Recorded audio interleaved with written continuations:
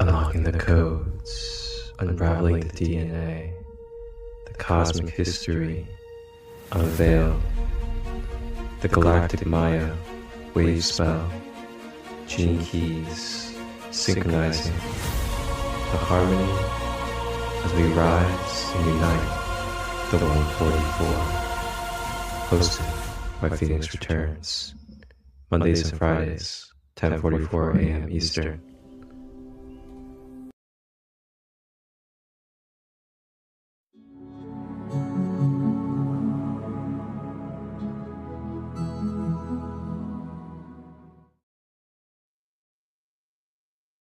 Bienvenidos. Welcome from Costa Rica. Today is Red Crystal Dragon. It's an initiating color. The red are the initiators. If you haven't pulled up your galactic code, you can go to 13moon.com, or there's another site that my boy Marcus pulls up that we'll pull up at some point to kind of go over the daily code in the wave. And we're running in Gene Key 45 right now, which is the Cosmic Communion, which is the 6 planetary initiation. So these are the time travelers, time capsules. You always find them in the perfect moment in time, in the no time, because that's where we operate from the 0 point. And so I trust you're doing well. And the first gift I wanted to share today is a special tool and technique that I've used frequently on my journey, and also my most recommended video to those that are awakening and feel the need to shield and protect themselves.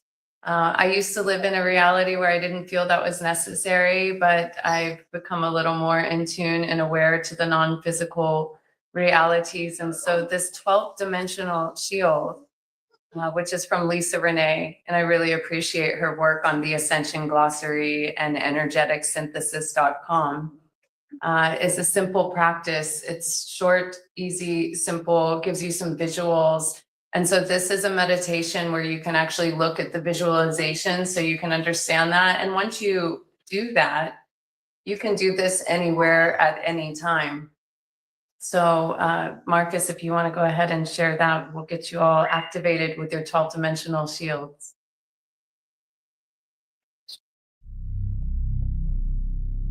The 12 dimensional shield building technique.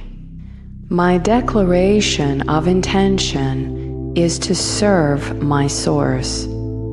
I commit to serve my highest power fully, completely, and totally. I am God, I am sovereign, I am free. Prepare for meditation. Visualize and feel your connection.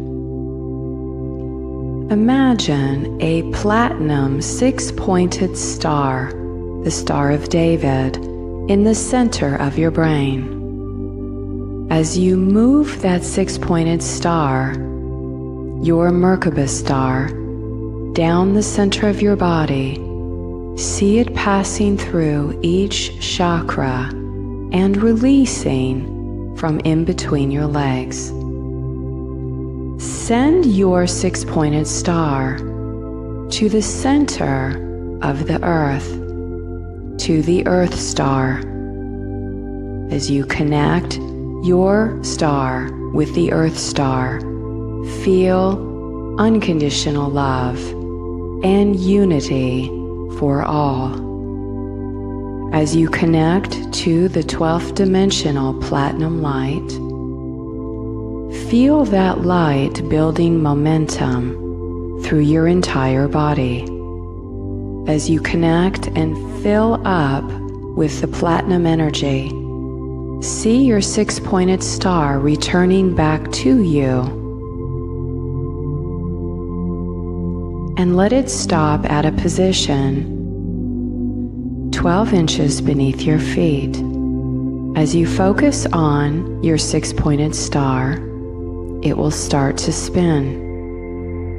As it spins, it will build momentum and create a platform of platinum silver light. This is your 12th dimensional shield. As the shield strengthens, it will build an upward movement of a pillar of platinum white light. Allow that pillar of light to build to a position about 3.5 feet above your head. Feel and sense your entire body encased in the 12th dimensional platinum white light. Allow every cell and every pore of your body to be radiating in the platinum white light. As you focus again in that position, 12 inches beneath your feet, visualize your 6-pointed Merkaba star. Now draw your Merkaba star up through the center column of your body, letting it pass through your chakra column and releasing out of the top of your head. Send your star to a position 3.5 feet above your head. As your Merkaba star again begins to spin, see it create a shield at the top of your 12th dimensional pillar of light. Feel yourself fully encased from top to bottom in your 12th dimensional platinum shield. Now multidimensionally ground your shield by focusing on your 6-pointed star at the position 3.5 feet above your head. You now are going to send your Merkaba star out towards the cosmic heart of our universe, towards Andromeda. As you connect to the core of the universe, allow the crystal star to emanate its connection to you.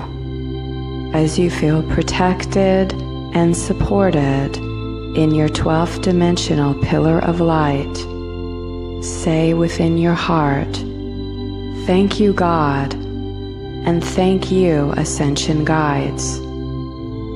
I am unity." And so it is.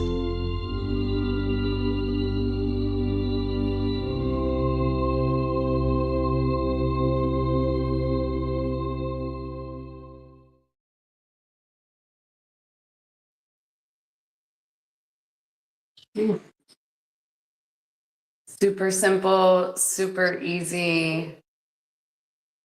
You know, when I first went to receive my Reiki Master teaching when I came to Costa Rica about 8 years ago, it just took me one time to understand more of the energetic field and that we are operating in the energy field and that we are light.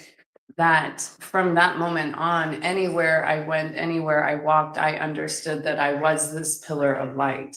And so I was always encompassed by this pillar of light. It's like your time traveling tube in a way. And so you're just walking and kissing the earth with your feet and connected to the great mother Andromeda, you know, or the crystal heart, and walking and bringing that light everywhere that you go. So although there might be a Reiki session, to me, the whole thing is Reiki, and really channeled light healing is what I like to call it.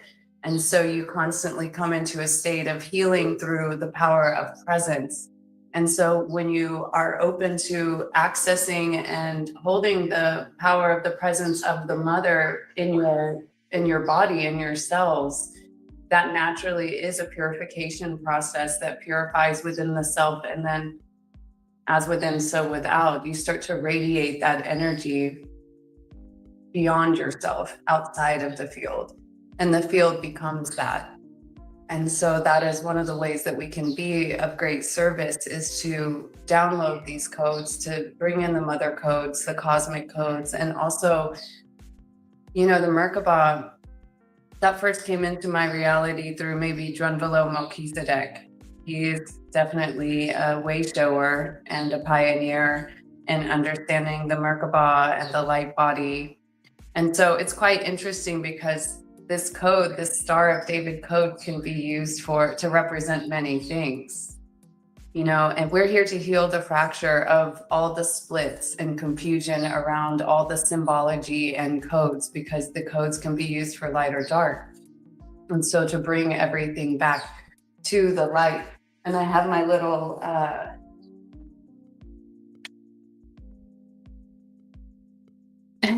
Galactic Guardian Commander hat that my daughter's friend gave her not too long ago, and I like to wear it sometimes. So anyways, shields up, hearts open. It's safe to be here on this planet. It's safe to be who you are. It's safe to keep your heart open. That's how we heal the wounds. Keep the heart open. And yeah, welcome to today. So, okay, just don't use too much of it, all right, River? Let's pull up the galactic affirmation for today, and we'll go through that together. This is one of the ways that we synchronize in galactic time. We're in number 181, Crystal Dragon. And so the crystal tone is the 12th tone of cooperation. We are in the wave spell of the white dog, which has to do with compassion, love, service, loyalty.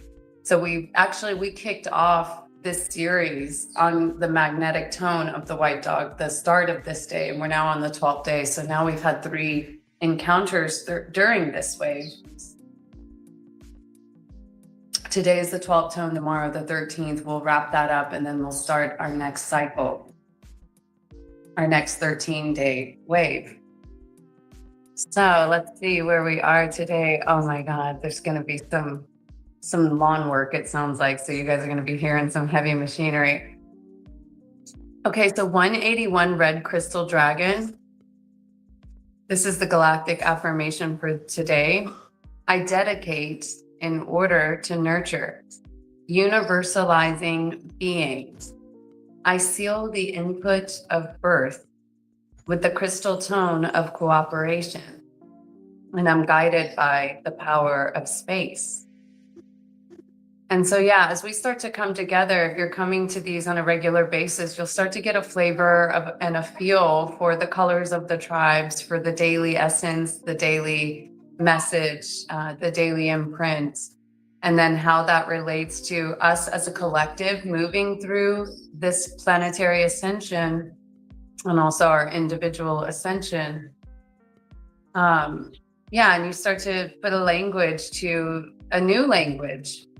You know, this is a language learning model, is what I like to say in the words. I've been hearing this terminology in artificial intelligence terms about language learning models, and I'm like, okay, I'm pretty anti AI myself. I understand that it could be used for good things as well, but I understand that we need a new language to start to recode our minds, recode our consciousness, recode our systems, recode our mental plane.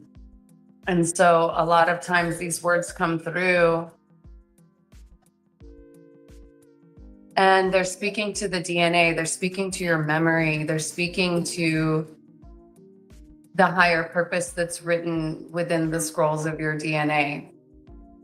So let's see, what else do I want to see here? We're in the harmonic 46. We're in the chromatic 64 during the court of intelligence. Okay, I think we're good with that one. And actually, Marcus, I saw that you were pulling up a minute ago, like the Merkaba star. If you want to put that back up, we can take a look at it again too, since we had just finished the shielding technique.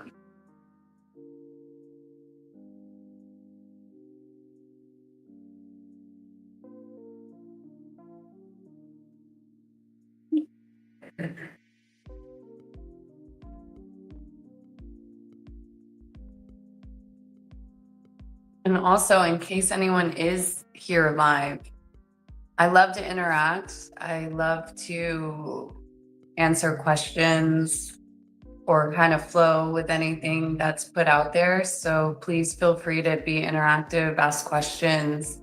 I may or may not always see it on the screen, but Marcus can bring me in if there's anyone that's live that has any questions or wants to share anything. And I'm always excited to hear what kins are out there, what galactic family is out there, and what code you carry, what code you hold. So let's see. We're in one of my favorite codes right now, and in the astrological transits of the gene keys and the tropical astrology. Again, we operate in the 0 point, no time, no space. So we work with the 12 and the 13 codes. We work with tropical astrology, and we work with Vedic 13-month astrology. It's all from the 0 point. So it's all in the no time right now. And so right now we happen to be on the collective karmic field in Gene Key 45, which is one of my favorites. I just done a video on this one a few weeks back. And Gene Key 45 has to do with the cosmic communion. It's what's called the sixth planetary initiation. Yeah, let's check this out over here. So on the left-hand side, you see what's called the gene key or I Ching, right? Which is going to be ones and zeros of binary code. We're moving beyond the binary into the triple helix DNA. But this gives us a little understanding about an ancient teaching from the I Ching, and then us breaking it down into modern day context so that we can digest it and understand it in the language that we speak. So in Gene Key 45, the shadow is dominance, the gift is synergy, and the city is communion. Synergy is a word we often apply to a group dynamic that's functioning smoothly, that's buzzing and creative.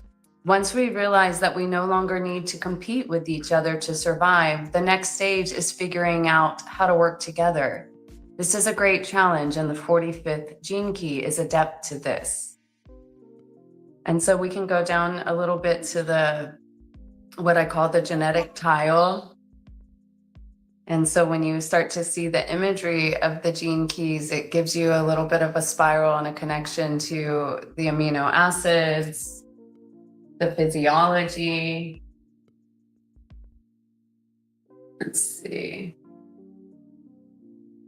What I really like about the 45 and the idea of synergy, right? So dominance is the shadow and synergy is the gift. And so in order for us to operate in synergy, there must be a level of hierarchy.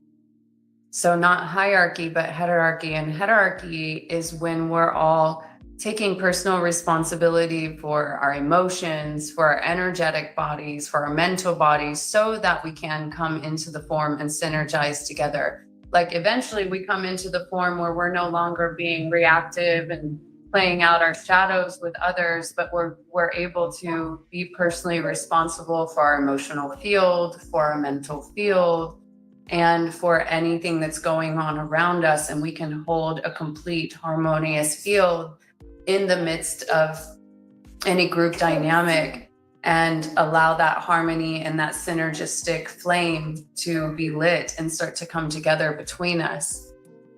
And so the physiology is connected to the thyroid, you know, and I've had a lot of people come to me with thyroid situations. I've had a lot of people come to me that told me that, you know, doctors told them they need to take their thyroids out and things like that. Well, we know the thyroid's connected to the throat.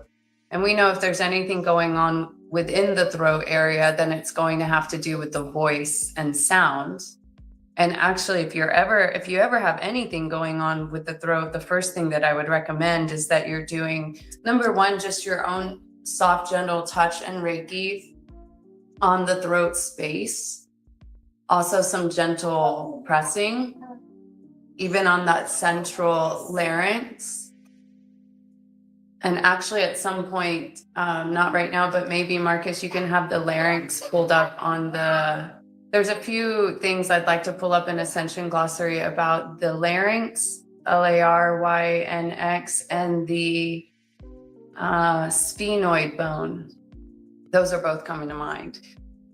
Okay, so the gathering together, the thyroid. Oh, that's the other thing I was going to say when you got anything going on with the throat, because you're either a lot of reasons these things are going to be happening. Of course, there can be environment factors, there can be emotional factors, chemical factors, but a lot of it's just about not speaking up, not speaking the truth, editing yourself, silencing yourself, having been silenced in the past. And one of the ways I always use, our own bodies are a healing temple, right? We're giving ourselves the authority and the sovereignty over the healing of our body as we become self-governing individuals. And so you are your greatest healer. And one of the ways that you work to heal yourself is through the power of your own sound. And so really working with the tones and working with just making sound with your voice, whether they be like tones or mantras or chanting. I'm often just like, if I'm going through anything, also in my mental plane, I just start making tones, singing songs, letting sound flow out of my throat. And so you can notice, when you're just like, ooh, and you put your hands on the throat space, you can feel the vibration that comes through. You can feel the power of the sound medicine that's coming through this technology, because that's what your sound is. It's a technology. And as within, so without, as above, so below. If you were to fold your body in half at the center, your throat and your sacral chakra would be paired up. You could say like the sacral is like the lower version, the lower throat, right? So we're moving from the lower astral body to the higher astral body to the Buddhic plane, which is all about this throat opening. Let's see what you got here. The fifth chakra, or throat chakra, is our vocal expression that we use to command energy into form manifestation. When we are aligned with what we are creating and speaking into manifestation, our throat chakra is open and clear. We are learning to become fully comfortable speaking our truth, expressing our authentic self in the 3D material reality. The fifth chakra is a vital part of humanity's spiritual awakening. For as individuals awaken to the authentic aspect of their eternal self, a new voice is born as it aligns to the inner spirit to speak spiritual will. The throat chakra, fifth, and sacral chakra, second, are two key creative energy centers that work together.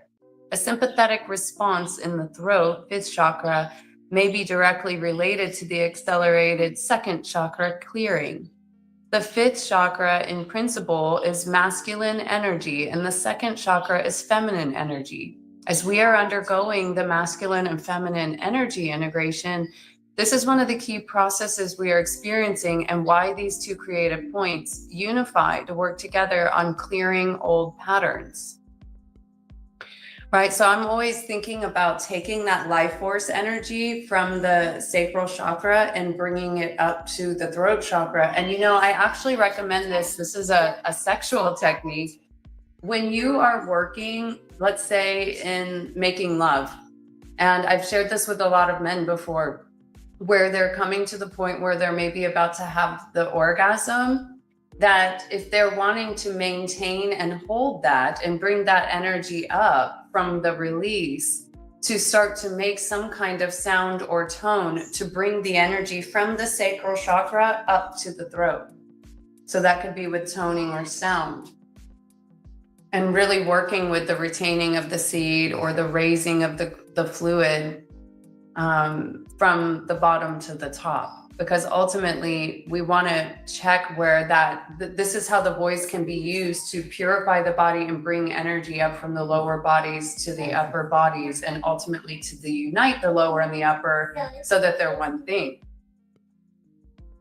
Let's see what else is on this thing. The Doratic shield and archetypal mind. The Doratic shield holds the 4D, 5D, 60 layer of DNA and its acetonial lines, chakras, and seed crystals that form the 3 mental bodies in the 2nd harmonic universe.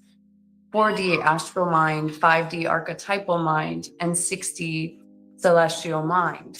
Through soul integration, we will integrate the 3 layers of these stations of identity in order to build the personal Doratic shield and progress through our consciousness evolution. Say what you mean and mean what you say. On the road to building personal integrity and developing trust and respect between mutual parties and communications, it is important that you say what you mean what you say, and be kind when you say it. This helps to develop and clear blocked energies from the throat chakra. Further, align with your words by representing yourself as you really are and doing what you said you were going to do. When you do communicate, reflect upon the intention of the words you choose as being honest, truthful, and trustworthy, as these qualities build strong inner and outer personal integrity. Yeah, so, speaking the truth, saying the truth, and not censoring yourself or being quiet. And that's sometimes the shadow of the empath. You can see and know information, and then maybe you decide not to say it because you don't want to ruffle any feathers, or you don't want to offend anyone, or you're concerned about what they might think about it. Like sometimes we have all of these lies in our head, like, oh, this won't make sense to them, or they're going to take it personal, or they won't understand. Like whatever the thoughts are, those are always usually fake thoughts keeping you from speaking your truth. And that's how you actually start to identify entities and parasites within the mind that are keeping you from your full authentic expression. Right? We still got to do the work to come into the whole healed state, right? And so we're not here to take anything personal. I like to bring in the 4 agreements, not here to make assumptions, not here to take anything personal. And then also understanding that when we have something to say, that we say it. That's called honor. That's called honor for yourself. And you start to practice this and start to recognize that when you speak from this space, at some point the people will rise to where you're at. Or they will go, because you're making declarations and commands with love and kindness about your truth and who you are. And so you want to honor that more than anything else, without dishonoring someone else, right? But when you honor yourself, you rise into a field of authentic expression. And then with no attachment, you trust who comes and you trust who goes. Because when you make a declaration of truth in some way, it may not be the most popular thing, but it's also like an energetic statement or boundary for yourself on an energetic level, on a resonance field level. And so then you trust what comes and you trust what goes. You trust who comes and you trust who goes. And so we're in this constant process of transmutation and transfiguration and finding out who we actually are and leaving behind what is not our authentic expression. And at any moment in time, you're given the permission to change. And ultimately, this is about coming into the inner strength of who you are and not being so bent by the external field, because that inner knowing is what we're looking for. That unshakable inner knowing that doesn't need to be seen, doesn't need to be approved, doesn't need to be recognized. We're not seeking an outer affirmation. Truth is not always popular. Truth is not always well received. As a warrior of light, I know I've been called into this position, and so I honor my role in speaking the truth, the whole truth, and nothing but the truth. So let's see, the 5D mental mind upgrade. I'll read that last part.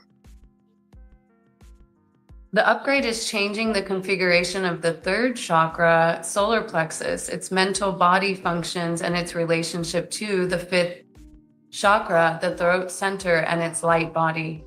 We are now reaching into the deeper levels of inner sanctum by focusing our consciousness on our core.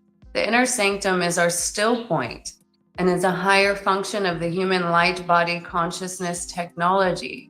The throat center, the fifth, and the sacral chakra, the second, are two key creative energy centers to work in energetic collaboration with each other. Yeah, the still point, which is also what I call the 0 point. So that's when you're at like that 0 point resting technology. You know, you're in the 0 point, you're in the stillness, and then you trust what comes into the field. And in that moment, you serve the highest mission by speaking your truth or interacting with the field that comes into your field, which could be humans, situations, activities, comments, discussions, whatever it is.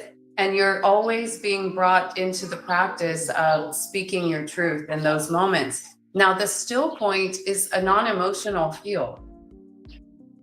Right, so we're working every single day with our emotional intelligence to purify the field when things come in. So we're not taking offense to anything that's coming in, and we're able to live in the still point and to speak from the still point where there's nothing personal. And so that's a whole lot different than speaking in a ruffled feathers, energetic reaction type of way, which will ultimately always bring about reaction. And this goes back to the hierarchy we were talking about with the 45th gene key, allowing us to come into the synergy field so that we can start to synergize where every voice matters and every truth matters, and that we can come together in a group and express that without there being the lash out or the emotion. That we've come to a level of emotional intelligence so that we can clearly speak and communicate and be heard. And that's ultimately about the transmutation of our pain body as well. Okay, so let's see, what else do I want to show you guys? Oh, I wanted to read, can you bring up, Marcus, the couple slides? These are from the Cosmic Disclosure, which are also intertwined with the Ascension Glossary. It's from a man that I follow online, Dr. Mosen. His information is at the bottom of the tablet. We've got like online tablets now, you know, Emerald tablets, Cristo Sophia tablets, Golden tablets, Dead Sea Scroll tablets, genetic tablets, DNA tablets. Here's one. This is the body template, morphogenetics. Listen, when I first came into these languages, they sounded a little far out there for me, but the truth of them set me free. You know, the truth of them started to take on a resonance, that there were truths going on in my reality that synchronized with these truths. And so at the bottom of this particular template, you'll see the man's name. You can follow Dr. Mosen. He's releasing a lot of information connected to the Ascension Glossary work about the Cosmic Disclosure. And so the Cosmic Disclosure, or the Ascension Glossary, is like a collection of data in the no time, no space that has already happened and is happening all at the same time. And so when a certain piece of it comes into the field, we're activating it for ourselves and for the collective. So the ELESA code and core manifestation body template, morphogenetics 1. The Elasian currents carry intricate sound codes that may be described as solar female Christos Sophia celestial orchestral songs, which are only heard or detected by those spiritual initiates who have a developed Sophianic sonar crystal water, Amrita flow, or acoustic templates, which only comes when having a direct loving relationship with the Cosmic Mother and deep reverence for the solar feminine principle. The ELESA code corresponds directly to the many layers of crystal cathedrals that are being built through every dimensional plane in the Albion light body. So that's the first code. And morphogenetics, I want to tell you the first time I heard of the word morphogenetic. I was in a dream, and I was being shown how the gecko or the lizard loses their tail and that it grows back. And so when I woke up it just kept showing me okay, the lizard can grow its tail back. The gecko can grow its tail back. What about us? Why do we have to go into a medical doctor? What is different about this animal where it could grow anything back, but we cannot do that? Well, my inquiring within that data from my dream led me to understanding the morphogenetic field, and it led me to a man named Rupert Sheldrake. And actually, Rupert Sheldrake used to work with Terence McKenna long ago in some of the California vibes that they were in. But yeah, very beautiful information about the morphogenetic field. And the morphogenetic field is mentioned a lot in the gene keys.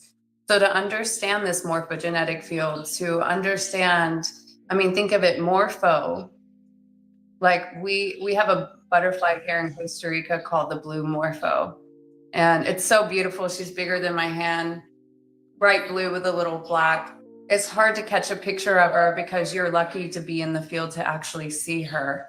But the blue morpho, and then genetic, right? And so think about the idea of being able to morph, to change.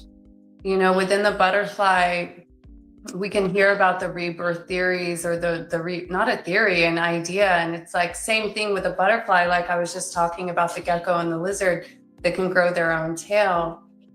The imaginal cells.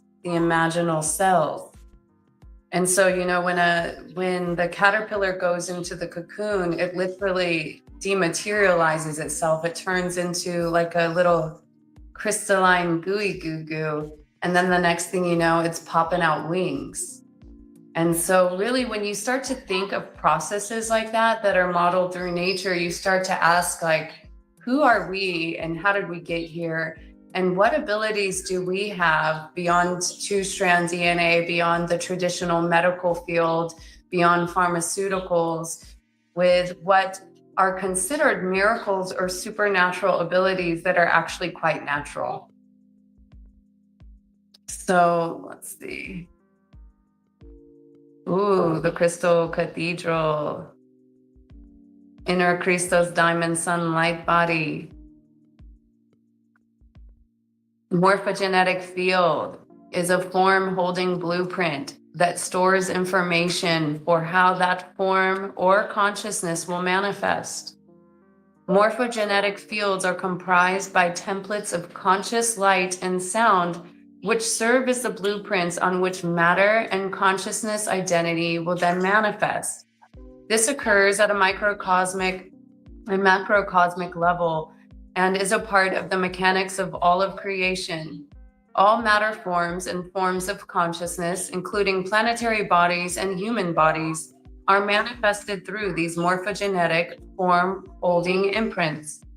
The architecture of that manifestation template is the 12-tree grid. These exist as a quantity of crystalline, that's why it's also called a crystal body, energetic substance that is composed of specific patterns of frequency.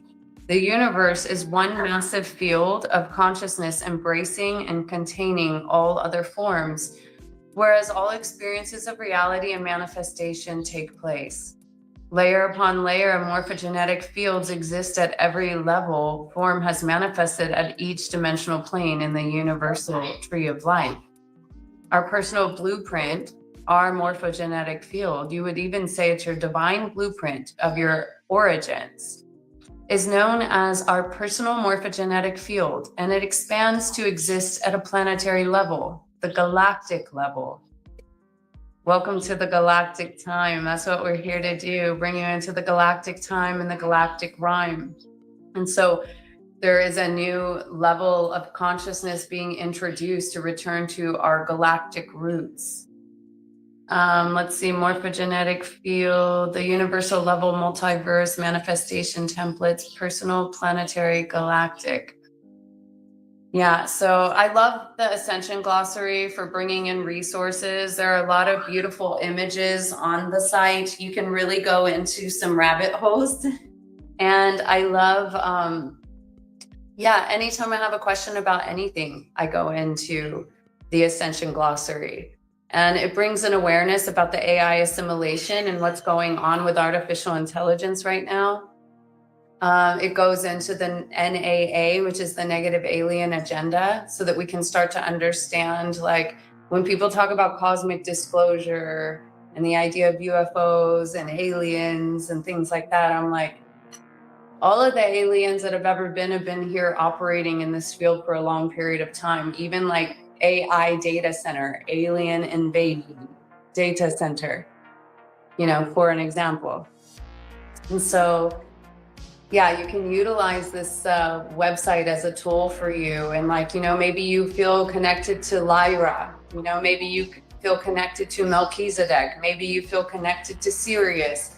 You can go within this website and start to see some of the imagery and the data and decide, you know, what feels right and resonant for you. And I always say, take what resonates, leave what doesn't. No one thing is the true authority. You are your true authority. And so you decide by what feels right in your body and what doesn't.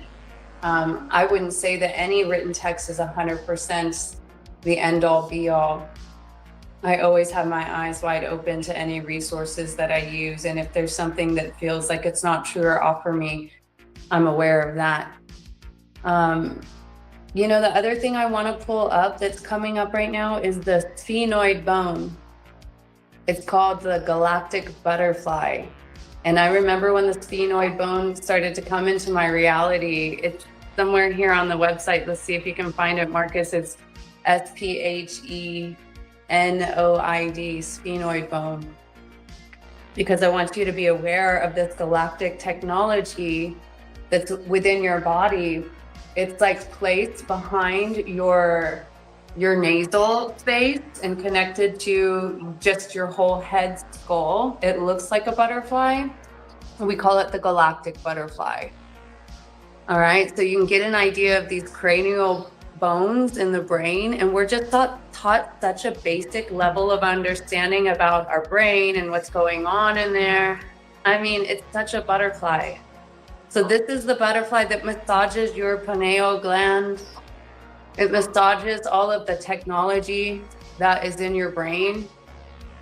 I also feel very connected to the medicine Hape or Rape.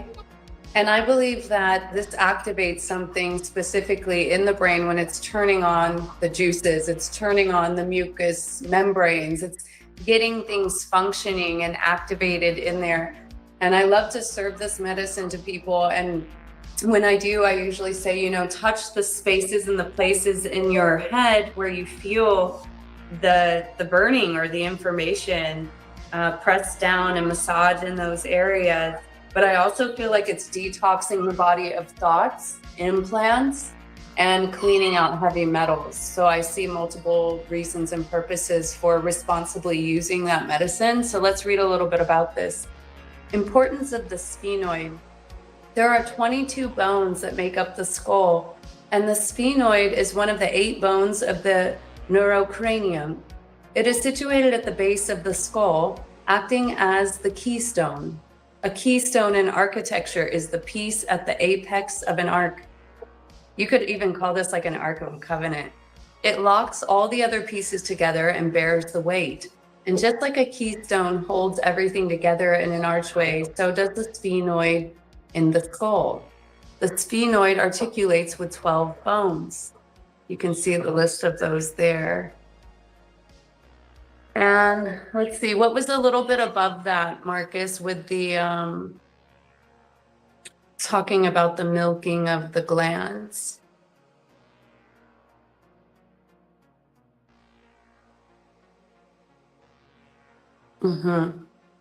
Okay, let's do this. So the sphenoid bone is an unpaired bone of the neurocranium situated in the middle of the skull towards the front, in front of the temporal bone and the basilar part of the occipital bone. The sphenoid bone is one of the 7 bones that articulate to form the orbit. Its shape somewhat resembles that of a butterfly or bat with its wings extended. The sphenoid bone is the only bone that connects to all the other bones of the cranium, and its movement is responsible for milking the pituitary gland to secrete its hormones. It is divided into the following parts: a median portion known as the body of sphenoid bone, containing the sella turcica, which houses the pituitary gland, as well as the paired paonasal sinuses, the sphenoidal sinuses, 2 greater wings on the lateral side of the body and 2 lesser wings from the anterior side. Pterygoid processes of the sphenoids directed downwards from the junction of the body and the greater wings. 2 sphenoidal conchae are situated at the anterior and posterior part of the body. There was a time when I was going through like a lot of cleaning in the nose, like a lot of runny nose types of things. And there was no, you could say like, oh, it was an allergy or it was a cold or something like that. But no, it felt like I had a faucet dripping. And it was through that activation, this was many years ago, that I was led to the sphenoid bone, understanding that there was something, you know, being turned on in my physical body.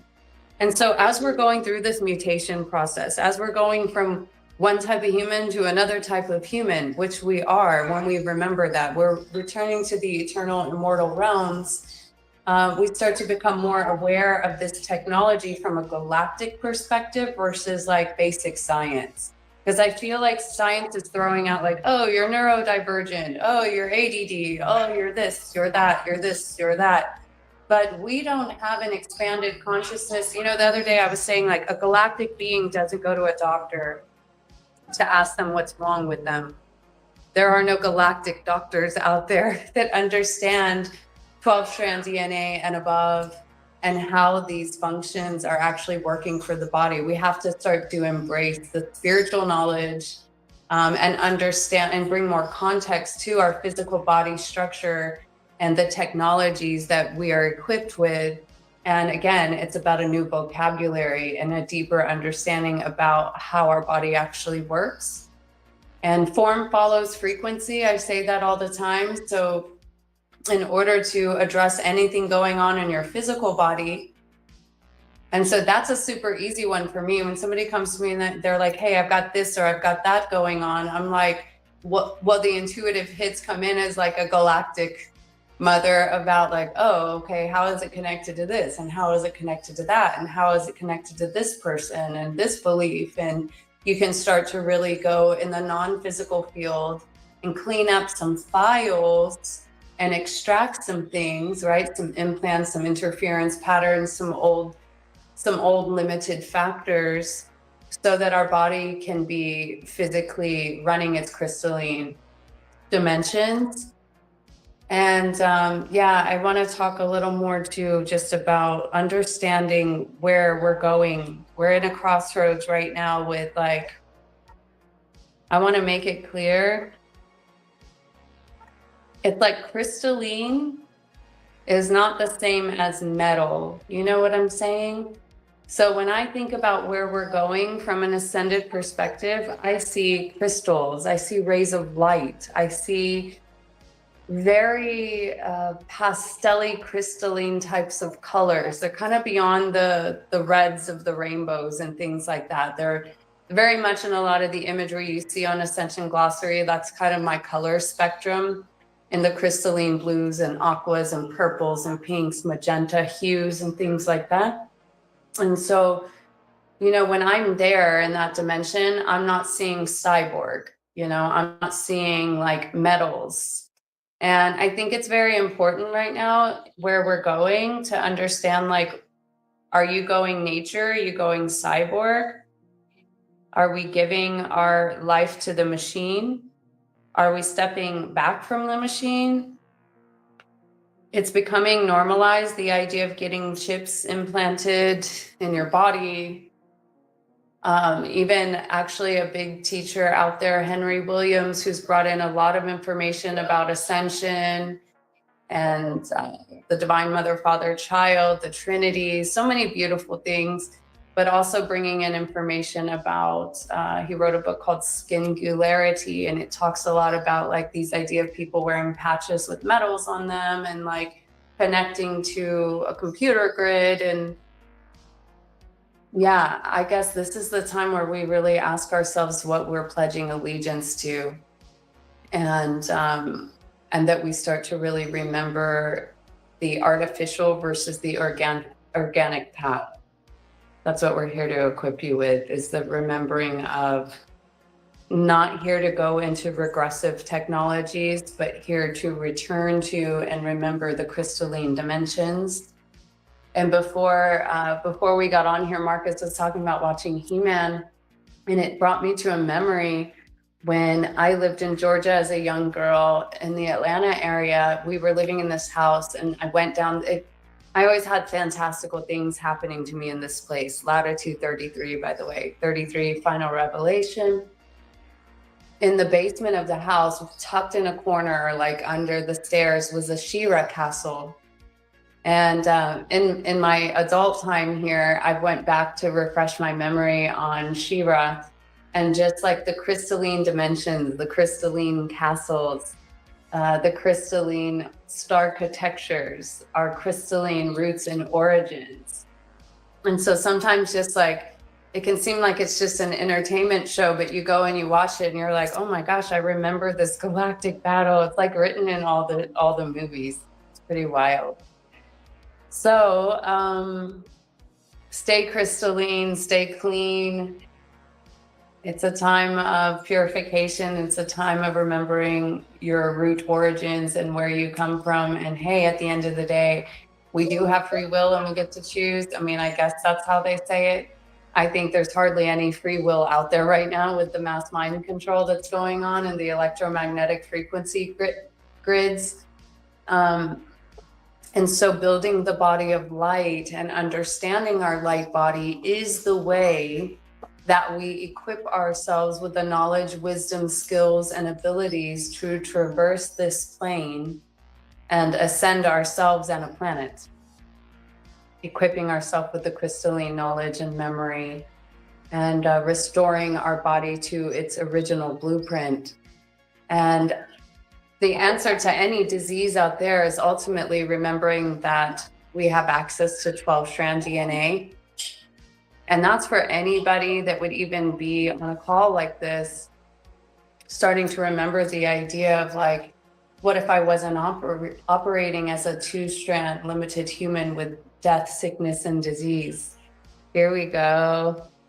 This says it all. Oh my God. You know, it's like every time I try to tame my warrior, I see this and I remember like what I feel like inside. And yeah, you can feel that, right? You can feel the royalty of that. You can feel the majesty of that. You can feel the golden threads of that. And so Gene Key 38 is the warrior of light. I always say warriors of light, here to unlock serious liberation, SIRIUS. And so warriors of light unite. The angel wings. She's got the wings on her dress. She's got like wings on her hands, wings behind her. You know, we're able to levitate. We're able to fly above. We're able to rise above these negative alien agendas, these lower astral hijacks and dimensions that keep us from the ascent, right? And ultimately wings up, you know, getting our wings back. So let's see, I think, yeah, maybe I'm supposed to read you the 45. It's a little long one. It's not so long. I mean, 1, 2, 3, 4. Damn, it is long. But it's important information. I'm gonna do a quick bathroom break. So you're welcome to take a break. And then also I'll have Marcus play the recaps from last week while I do that. And then we'll read Gene Key 45, which is ultimately about ending hunger and world poverty. And so, yeah, we'll be back in just a second.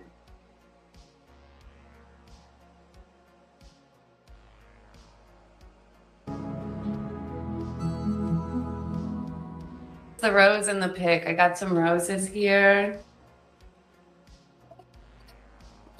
I don't know anything. You have to ask Papa, okay? Thank you. Well, I know many things, but I don't know what she's asking me. So welcome to today.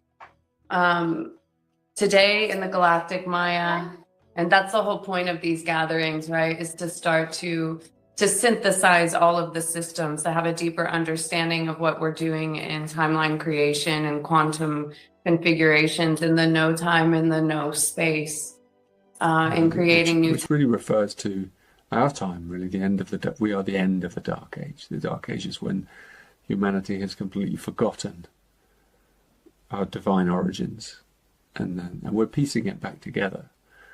But there's always the prophecy that at the end will come. Here's a mystical addendum, which is about the difference between synarchy and the synarchy. The synarchy is different from all this. And this is what I'm going to call the 144,000. It's specific to this time of the Great Change. It's the name I give to the group incarnation that's coming to catalyze the next phase of human evolution. It's the collective genetic instrument in which communal awareness will begin its breakthrough into humanity.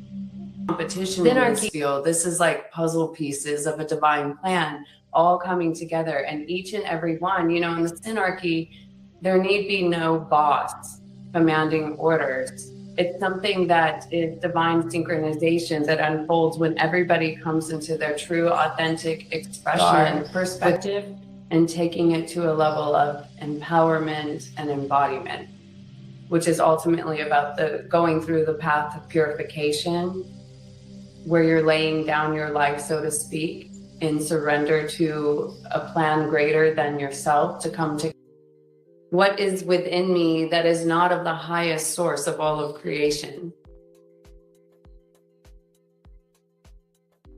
And so when I start talking about parasites, of course, it seems that many people are fascinated by parasite cleanses right now. There's shit crawling around in everybody. But I think on the more non-physical level, parasites, entities, or thought forms, honor, integrity can be at the center of a new creation.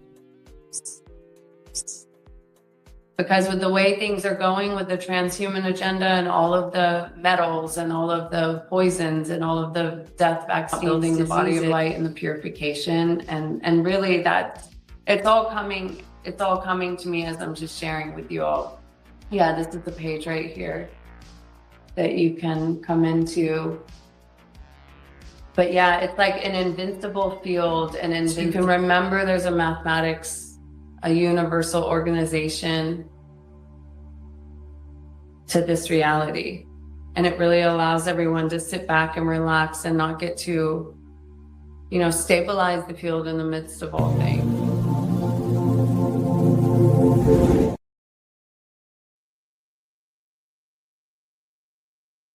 Lies in that field, galactic mothers and fathers and sisters and brothers. We need as many holding the stable field as possible. The eye in the midst of all storms, dodging the hijack of the lower nature, and restoring this crystalline grid. And that's what this cosmic communion is all about.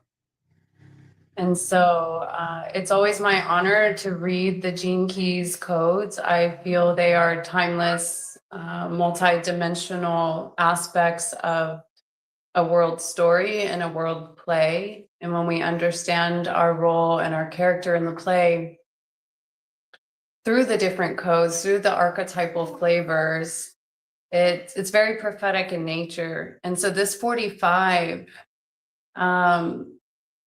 really talks about how the New World Order is operating, actually. So we always like digest it on an individual level, but we can see more of the global story of it. And this is why I've never lost hope. 1144. This is why I've never lost hope in, you know, our roles and our responsibilities in ascending a planet and preserving a planet and preserving organic human consciousness and the organic ascension timeline, which is the invitation for all of us to rise up to the organic ascension timeline. So gene key 45, the 45th gene key. I just wrote some notes here, so I'm going to read those first. Transcending family blood ties, ending hunger and world poverty, the ultimate model of human and divine organization, diversify and unite resources. And so it has to do with food and money, two of the biggest programs that are controlling humanity right now. It's the amino acid cysteine. And actually, if you have your gene keys chart, it's always nice to have it and to understand like where you might carry the 45, or if you carry the 26, which is a part of it. It's the programming partner, it's opposite code.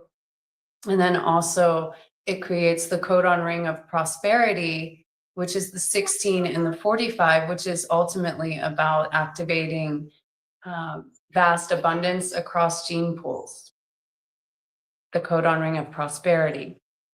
So I'm just going to jump in and read this. And thank you for any that are here to hold this activation for us on a planetary level.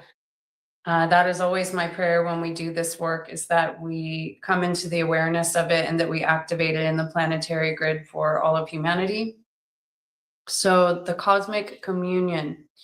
Oh, and this is connected to the 6th planetary initiation. So at the end, we'll talk a little bit about the breaking of the bread and the return of the Christos family.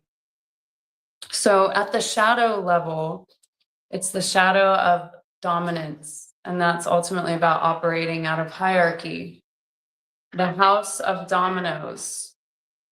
When you look, and I want you to think about how applicable this is to right now, here and now in the world as we're going through this, because it's talking about food and money. When you look into the core reason for the major problems on this planet, you will find that they all center around a single issue: food. Because human beings have to eat in order to survive, food is symbolic of real power. Everything else springs from this single fact. In today's modern world, food is symbolized by money. As long as you have enough money, you can survive.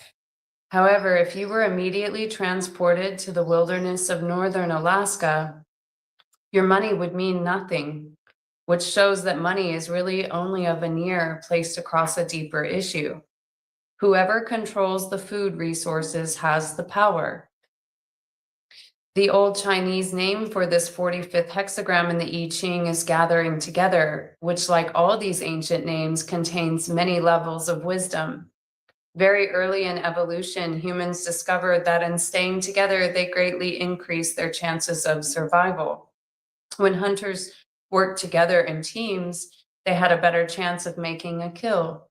It was out of this gathering together around food that our entire civilization was born. So yeah, whoever controls the food resources has the power. And that's why I'm always saying, like, at a basic, go plant a seed and watch it grow. You know, if you're not already taking that initiative to grow a seed, to grow a plant, to get familiar with that process, to think a little more deeply about where your water comes from, where your food comes from, to be considering, I mean, I've been painting the vision and inviting the idea of communal spaces and places for people to come together and live in the communities. But I have to be patient with the vision, because I know that at the end it's done, but at the same, there's like a process in order to get it there. So we're opening up those gates of invitation and the visions of imagining these communal spaces and places. Oh, and that's another thing, Marcus, at some point, it doesn't have to be right now, but I posted it on my page recently. I forgot to send it to you. It's the 144 structure that my galactic friend, Graham Forcecut, he's over in New Zealand or Australia, created so long ago. And it talks about like the 144 structure of communities and how they can come together. And ultimately it's about creating new civilizations. But okay, let me keep going here. One of the earliest phases of human evolution was the hunter-gatherer. These early people were purely nomadic, moving from place to place, gathering and foraging for food, as well as killing wild animals as they went. An evolutionary leap was made as early humans discovered that by staying in one place, cultivating crops, and domesticating animals, survival was even more ensured. This move to a more efficient agrarian lifestyle based on the control of territory as a means of controlling the production and distribution of food was the crucible of our modern societies and nations. Along with this change came another human development, that of civilized hierarchy. As tribal groupings multiplied, natural hierarchies developed either around a network of elders or around a single alpha leader. In a hierarchical society, individual members were no longer equals. Power was distributed according to other needs, such as skills and usefulness, or was inherited through patrimony. This basic model of hierarchy is still in place today, although in the West, food and territory have been placed by money and wealth. You know, the other thing about this too is just what I've learned in this process of simplification is like coming from the old world. I like to say, you know, coming from the United States to Costa Rica, it's so much more simple. You know, you can't walk into a store with like a million products on a counter. A lot of it is unfortunately not so clean and pure and limited in selection. And so like, I don't know, it's so simple to say it now. Like, you know, I used to buy like nice organic tomato sauce for pasta or something like that at the store. And there were a million choices. And when I came here, there was like one choice. It was the Prego, and it said, you know, contains GMO, genetically modified materials. And so it prompted me to, oh, how do I make homemade sauce, you know, with cut tomatoes and fresh basil and a little garlic and some spices and some herbs, and, you know, just like returning to the simplicity of like making your food and putting your love in your food. And honey is always my secret ingredient in that as well. Yeah, so I mean, I know it's hard, it's more challenging when you're in a country where you just have everything at your fingertips and there's just food kind of being paraded around as something that it's a very food is a socially accepted addiction. Like, it's not okay for someone to take a bunch of drugs, but it's totally okay to have like, you know, a massive cheeseburger, fries, beer, you know, it's like, it's kind of funny what's an acceptable sin versus not. And so we're just learning and remembering that a lot of times the temptations are put before our eyes and we get to choose when we want to slay the dragon. And so the purification of what we eat and put in our body is, of course, such a big part of the invitation for all of us in the ascension path and for building our body of light. So the 45th shadow of dominance lies at the heart of this whole evolutionary tendency to operate out of hierarchies. And so my ultimate point there was that we don't need as much food as we think, and we've been lied to think that food is giving us energy, when most of the foods we're putting in our body aren't actually giving us energy at all. Even the idea of the body feeling hungry and needing to feed it. This is why I always have bananas around. I always have a million bananas around if I can, because it's like, as soon as I feel any kind of hunger, I just go eat a banana, or I go eat an apple, or I go eat a fruit. And so ultimately, I don't even see the idea of what we call hunger, the feeling of hunger versus like my body is activated, my body is working, my body is purifying, my body is processing. My body's doing exactly what it needs to be doing. The less food I put in it, the more that it's operating at its highest scale. That's why fasting was such a big part of the Christed teachings. And yeah, the absence of food is how you starve parasites, actually. So as we're talking about food, you know, and we talk about fasting, it's like, it's still pretty shocking to me how people are afraid, like if you fast that you're gonna die or something. Like, I don't know, I did a 5-day fast and this guy's like, oh my God, are you gonna be okay? Like, watch out, like, be careful. And I'm like, be careful eating all of that steak. You know what I'm saying? Like, we don't even know, we've not even given our body an actual chance to know what it feels like. Now, of course, when you start to fast, those first few days are like, I want this, I want that, I want, ooh, ooh, ooh. Because whatever parasites are in you that have their favorite things, because they really love sugar and meat, you know, you'll be like, oh, I'm having cravings. And you have to override the thing that's driving the impulse inside you. And you're like, bitch, who's talking in here? Is that my highest essence, or is that something inside me that's hungry for me to feed it something, you know? This is how we start to dismantle anything operating in us that's driving impulses through our body. We really don't need as much as we think to survive on a food level. And as we are invited to lighten up, you know, we have to go through and identify. You can't always force this stuff, you know. Of course, it can be challenging for people when they first go into the fasting planes. You know, I always bring this up too, the temptations of the Christ, like 40 days, 40 nights. It's like after the fast, the Christ was visited by Lucifer or Satan or whatever you want to call it, a parasite, a deceiver, you know, and the Christ is tempted. The temptations are reign over a kingdom in the material realm, women and sex, and food. You know, these are the main, and power and dominion. These are the temptations. And to be able to pass those tests, to not fall for those temptations, is quite an act. Okay, so, dun, dun, dun, dun.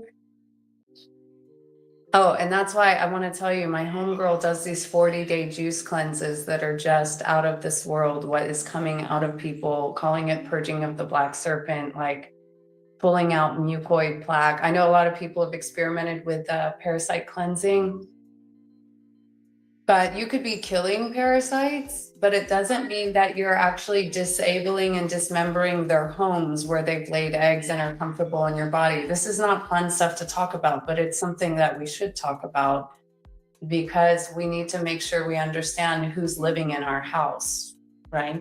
Our body is our house, our body is our temple. Who's living in there? Who has dominion in our space, in our temple, in our house?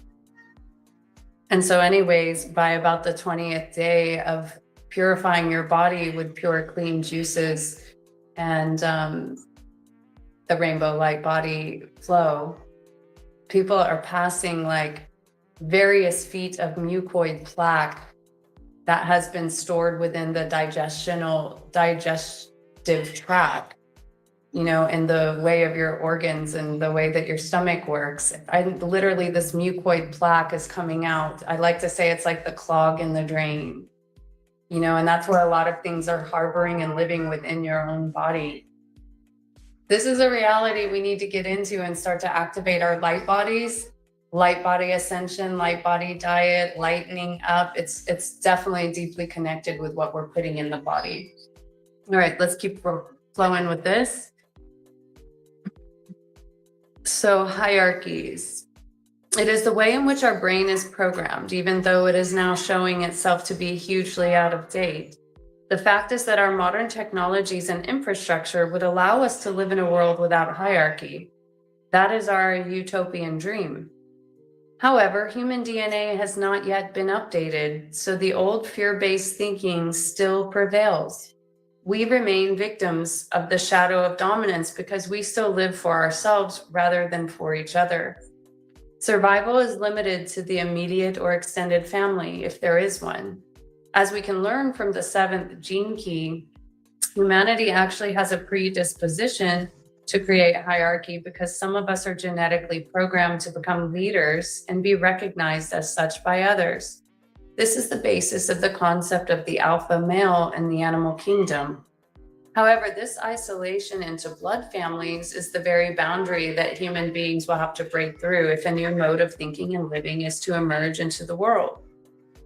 Even in modern day business, with all its emphasis on teamwork and corporate culture, your primary commitment is to feeding yourself and your family. Tribal thinking still dominates over collective thinking, and family loyalties far outweigh corporate commitment. This is where the fear lies, within the 45th shadow. The shadow does not allow human beings to transcend family blood ties.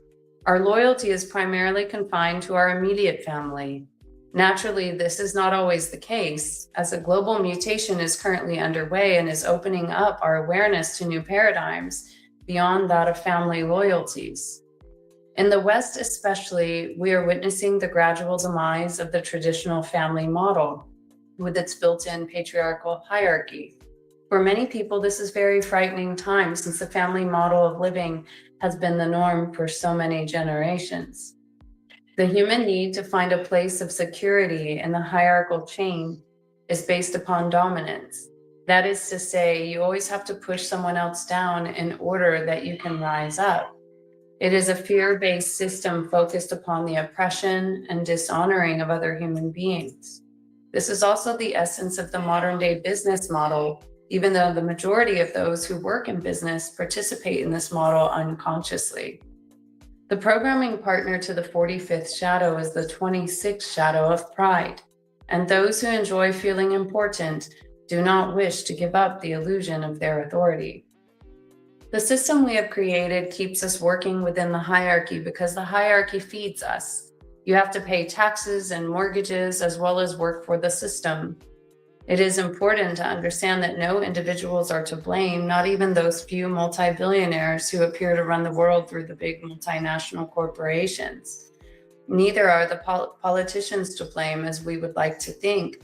It is our genes that are really to blame because it is out of our most ancient fear of not having enough that we've created this whole civilization. Every single human being is an unconscious participant in the world we see around us. No one escapes the hierarchy unless they decide to reverse evolution and go right back to their hunter-gatherer roots. Where then do we go from here? We live during an uncomfortable transitionary era.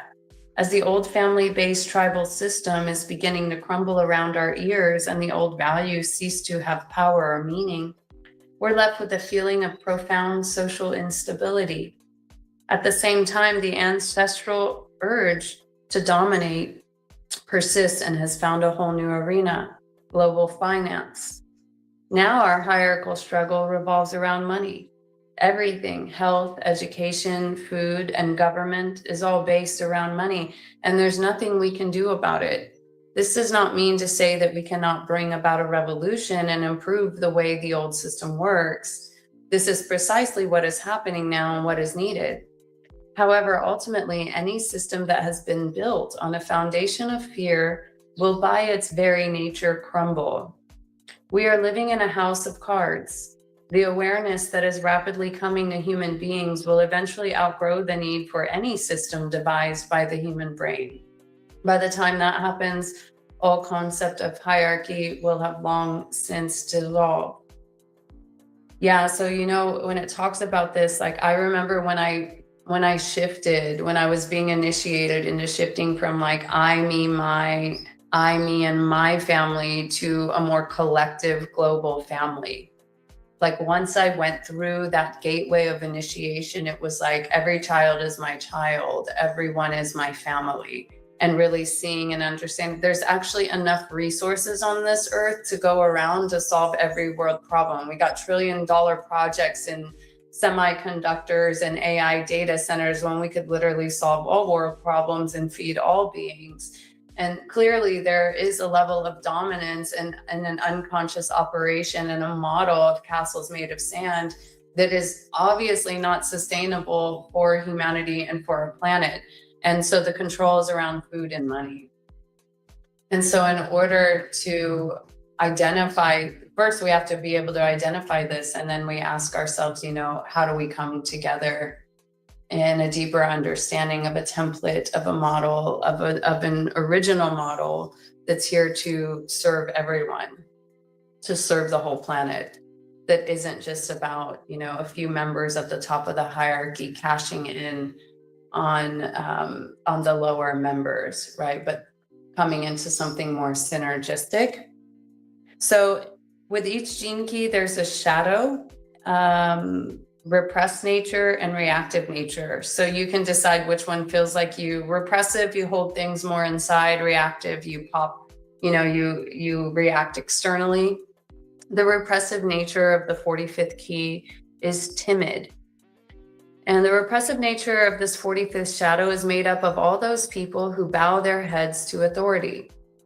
These people allow their spirits to be dominated by those higher than themselves within the hierarchy. Such timidity compromises its freedom for the sake of not rocking the boat. Since it is rooted in an unconscious fear, this nature accepts that no good could ever come from resisting or challenging someone in a higher position. Unfortunately, the majority of humankind falls into this category, even if at an unconscious level. Most of us are willing participators in the global chess game in which the individual spirit is easily manipulated by those at the head of the hierarchy. Where have we given our power away? And the more I've removed myself from the hierarchies and from the old systems, the deeper I can see how there's still this bow down worship or submission to authority. There was something I was born with that was I will not bow down, I will not submit. I used to pay taxes, and I used to vote, and I used to believe in those systems, and I used to submit my authority to those systems. And then all of a sudden, of course, it took me dying on a table in a hospital to wake up to this new X-ray vision, is what I like to call it. And that's how I can understand that at any given moment that somebody could snap right out of their dream, snap right out of the sleep, and snap into the courage and the ability to be able to witness, see, and stand up for what is right, and not continually submit or comply to things that you don't agree with. COVID is a perfect example of that. When that came out, there were many people that were feeling the no in their body, but still felt like they had to submit to an authority, afraid to get in trouble, afraid to get reprimanded, afraid of not following the rules, right? And so that level, that shadow is being played on in the dominant field. They'll cast out the dominance and test who is out there willing to comply. And so we're all starting to become a little more awakened and aware of these games. And so that allows us to equip ourselves with the gnosis, the strength, the power, the centeredness to not comply and to not submit or give our power away to a false authority figure or system. I don't even believe in governments and presidents. And I know I'm so far to the extreme out there sometimes. I have to wash away all of the things that are cast upon me, oh, you're a liberal, or you're this, or you don't believe in your country, or you're disrespectful to the military, or whatever the things are that come out of it. And it's I'm just calling things how I see them. This is beyond the idea of Democrat and Republican. That's actually, to me, everything is galactic in nature. So I bring things more to an alien type of multidimensional level to understand the different games that are being played here. And so I've said this before, we have access to all DNA, all genetic code within our physical vessel. We have access to Draco, we have access to Reptilian, we have access to Orion and Sirius and Pleiades and whatever you want to call it. I don't get too caught up in one specific identity, but I will say that the dominant level frequencies, these shadow level frequencies, are definitely going to be more in the reptilian, Draco, control, fear, survival, hierarchical systems, right? When you get into the gift level, you're opening that heart. The heart technology is very Palladian, you know? And so at any moment in time, we could have been operating in a reptilian, draconian, mantis template. And I mean, there are light and dark of every race, but we're starting to realize, and that's why we just bring it out of races into more frequency fields. You know, I always say the shadow is the third dimensional fear and survival dimension. And then the gift is the heart frequency.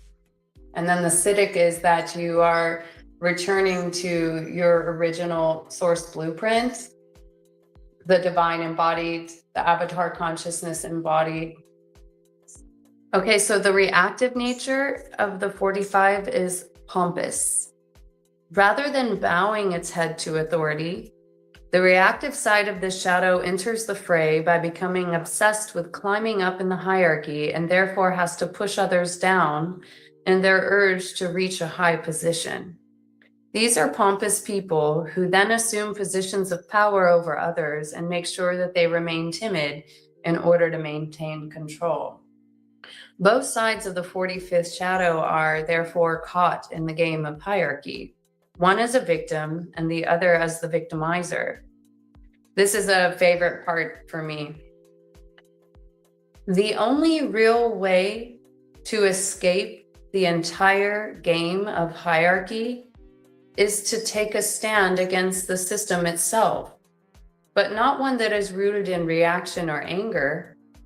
To break out of either reactive or repressive natures requires that one take a great risk and break the pattern of one's interaction within family, business, government, and society.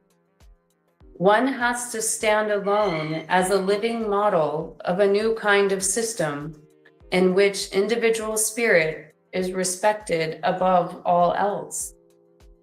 So, you know, I remember when I read that recently, I was like, wow, I have done that. I have taken a stand against the system, but not in a way that one might think. It's just that when I started to realize the bullshit that it actually was, I wasn't here to fight it. I'm not angry about it. I just stepped out of it. I just completely stepped out of the castles made of sand.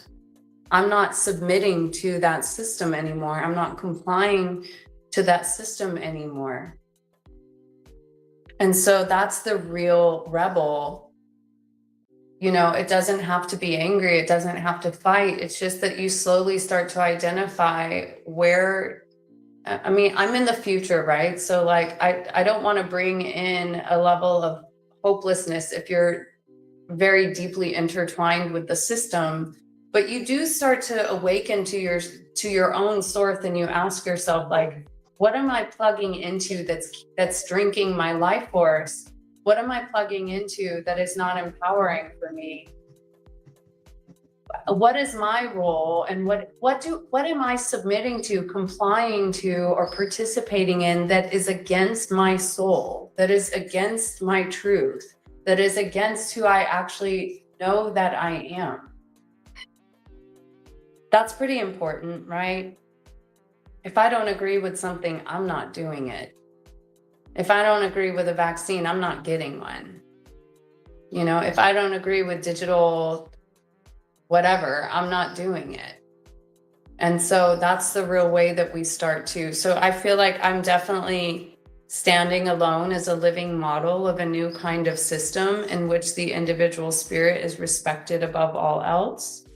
You know, stepping out of government, business, and society, kind of going through the eye of the needle and living to tell about it. So now that moves us, you know, this code is actually about the eventual ending of money altogether. But in between there, it is about a redistributing and activating abundance across the gene pools. But now we're in the gift of synergy. So that was the shadow. We just covered all of that. From hierarchy to heterarchy. Beyond hierarchy lies a far more expansive concept. It is known as heterarchy. Heterarchy is a level of self-organization that already exists to an extent within many hierarchies. Whereas hierarchy demands a flow of information that is essentially vertical, hierarchy distributes information horizontally. In a hierarchy, the flow of authority and information is always dependent on the permission or approval of someone above. In a heterarchy, however, responsibility and decision-making is distributed equally throughout the system. The flow of information processed through a hierarchical system is more effective than in a hierarchy. It has often been compared to the way in which neuron connections operate within the human brain. Hierarchy is based upon synergy, the 45th gift. Unlike hierarchy, it recognizes the need for both individual and group empowerment, so it operates at a far higher frequency than the hierarchical model. In the business world, more emphasis is being placed on the hierarchical model, even though it is still utilized within the existing hierarchical one. An example might be a whole department of a business that operates with very little interference from those above and shows itself extremely capable and responsible. The 45th gift of synergy requires a leap of faith out of fear-based thinking and control by a single person. It is in many ways akin to the ideal at the core of democracy, that decision-making should and must be collective. More than this, in the business world, synergy and hierarchy want to take us much further into networks, where businesses that previously competed now dovetail and cross-pollinate each other, thus moving more energy throughout the whole system. This leap out of the old fear-based territorial thinking also means that in a hierarchical model business, clients and customers are shared between the various businesses that make up the network. However, what this also means is that those who hold positions of power and authority have to risk giving their authority away. You know, and sometimes when you're in a position of maybe like, this is how we have to start. Like, I definitely was in a lot of control was one of the energies that I needed to clean and purify out of my system. You know, I used to think like, if I'm not the one doing it, it's not going to get done, or it's not going to get done my way. Like, you have to let go of all those things in order to trust that there's a self-organizing intelligence where we don't need bosses and commanders. And that also means that we all have to take our own initiative and rise up as the many members of a whole, you know, where it all gets done because we're excited about something. So common vision, common goals, common ideals come together, and everyone has their gift and their role within that. And that starts to come together without needing, like, why does everyone need a boss? Why does everybody need somebody to be telling them what to do? Not me, not interested in that. And so that takes a level of initiative on each individual's part to really come together into a synergistic focus. For someone in position of true power to give complete authority to another is to perform an act of pure alchemy. This is what the 45th gift is all about. When such sacrifice and empowerment is made to the right group, the rewards can be phenomenal. Even though initially a business may appear to lose money by interfacing in this way with other businesses, the amount of synergy and goodwill that moves through the human network increases exponentially. Rather than being guided from above, this new kind of business is allowed to discover its own self-organizing intelligence. The 45th gift is interested in the long term. So it is this fractal energy of goodwill that has the real power, not profitability itself. The goodwill generated reaches outwards in ever increasing spirals that impact on the world through synchronicity and word of mouth. The result is that more and more people become interested in the business or its products. The bottom line of the 45th gift is that in the long term, it is more efficient to move together in synergy rather than waste energy in competition. The 45th gift will have its main influence on the modern financial world since its roots are in the overall control and distribution of food and resources. Once the coming change in human awareness takes root in us, the whole nature of modern finance can change to serve the collective rather than the individual. It is through the 45th gift that world poverty and hunger will finally come to an end. The 45th gene key and the 16th gene key form the ring of prosperity, a high-frequency means of generating vast abundance across gene pools. What these two gene keys point to is that the more we diversify our resources and unite them, the more successful and efficient we will become. In the current hierarchical approach to business, networking still mostly manifests through one business buying another business and integrating it into the existing hierarchy, thus maintaining control. Once again, it is only through the selfless and unconditional giving away of responsibility and authority that true power begins to travel through a network or organization. You have to gather together the people who you trust, and then you have to give them their freedom to pursue their gifts without interference. The 45th gift is also deeply concerned with education. In order for world poverty to come to an end, people must be self-empowered rather than rescued. This means that they must be educated in how to become self-efficient at all levels. They have to use the technology that enables them to provide for themselves. In terms of global energy, the same truth also applies. We have to learn to harness the 16th gift of versatility in order to draw energy from a wide array of resources rather than drawing all the water from a single well. For example, fossil fuels. Synergy entails sharing world resources rather than the trading of those resources. At a subtle level, most trade is based upon fear. As the energy of goodwill and sovereignty is released through the 45th gift, the whole purpose of money will gradually begin to change. The key influence of the 45th gift will manifest through the family. In the West, we can already see the breakdown of the traditional family unit. In fact, it is not family values that will decline, but family politics. The idea of the family business will be pivotal in this respect, but in a new and different way. In our current world model, family and business are directly at odds. Business today tends to divide the nuclear family because one or both partners have to leave the children at too early of an age, either in care or at school. In the future, business will consider one of its greatest responsibilities to be the custodianship of healthy families. Wow. In the future, business will consider one of its greatest responsibilities to be the custodianship of healthy families. As seen and instigated through the 45th gift, future business will involve not so much a family business, but a family of businesses networked together. In this way, different clans and fractals of human beings will be united around a hierarchical business model.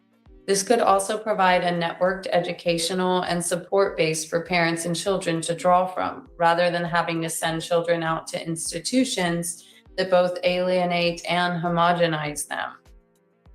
Children can thus cross-pollinate with other families through play and as they grow through mentoring and a wide array of creative business possibilities. In this way, education, finance, and family support all begin to come together in a single unified network. These are just some of the startling insights and breakthroughs that are possible through the rising frequency of the 45th gift of synergy.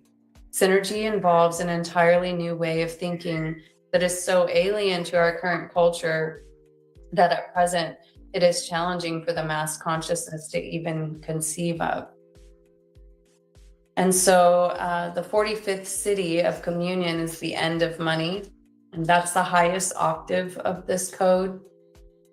But yeah, the in-between, it's like I kind of quantum leap to the new world, but then we've got to like slow down the speed up. And the Gene Key 55, which is the prophecy of the dragonfly's dream, talks about the new ways of government, the new ways of education, talking about how things will be much more focused on specialty and that we won't need formal educations. I mean, first of all, let's get real about what these so-called formal educations have done.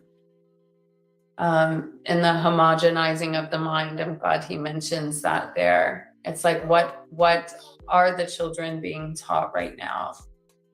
And so, yeah, more of that will come through communal ways as we return to the land and return to, like, people ask me, when will River go to school? And I'm like, her school is playing in nature, playing with seeds, playing with instruments, playing with prayer, meditation, sound, and music. And so it's not so much in the dimension of time and busy schedules and having to be rushed and waking up early and needing to go somewhere on a time schedule, right? We're being called to relax. Like, why is humanity's nervous system messed up? Because we're waking up to an alarm clock and we're crashing and crushing through busy schedules and calendars and cramming as much as we can into a short period of time that's literally short-circuiting our systems. This world and its creation and the results that we're living in right now is not conducive to a healthy body. That's why our world is sick right now. That's why there is so much cancer in the world right now. I could also bring cancer to an alien invasion level, but we'll just stick with the way that humanity is having to work to pay its bills to survive is not sustainable to health on an individual mother or father basis, nor on a children's scale. And so that's where the radical change and reformation of things is coming. And so we stand alone on the precipice, on the cusp, on the front lines of a new vision from the future of how things start to look as we slow down, as we relax, as we tune into our bodies, as we go into more of the interdimensional planes, as we tune into the nature, and remember what's most important, taking care of ourselves and our mental, emotional, and physical stability above all else. So the 45th city, the communion, we'll close it out with this last paragraphs, is the eventual ending of money. Since we began in the 45th shadow with the prime issue of food, we will end by viewing the same issue at its highest frequency. The traditional notion of communion is rooted in the Christian rite of sharing bread and wine in memory of Christ's Last Supper. There's great mystery concerning the true meaning of communion. Ultimately, Christ's actions during the Last Supper are deeply symbolic of the great revelation contained within the 45th city. On one level, the bread represents money, and the wine represents the unification of all human beings through DNA, our blood. The drinking of the wine symbolically activates the ecstatic levels of human awareness and the transcendence of your individuality. These two themes, blood and money, are the core of the symbolism enacted in the Holy Communion. At the acidic level of frequency, humans will recognize their oneness on the material plane through the transcendence of money. Human beings are the true currency, and money is our prime means of interaction as it directly reflects our frequency. If you act from a frequency rooted in fear, you will always try to maintain control of life through money. However, money also offers each of us the opportunity to test universal law. If you trust in the energy of goodwill above all else, then you will alter the way in which money moves in and out of your life.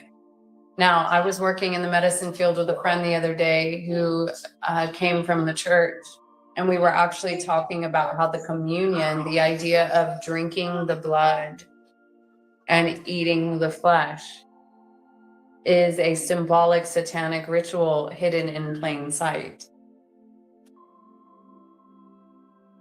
That's a pretty shocking thing to start to recognize when you think about it, because any blood withdrawal or eating of flesh is cannibalism, is satanic in nature. And so it's interesting how something represented as holy is actually representing something unholy.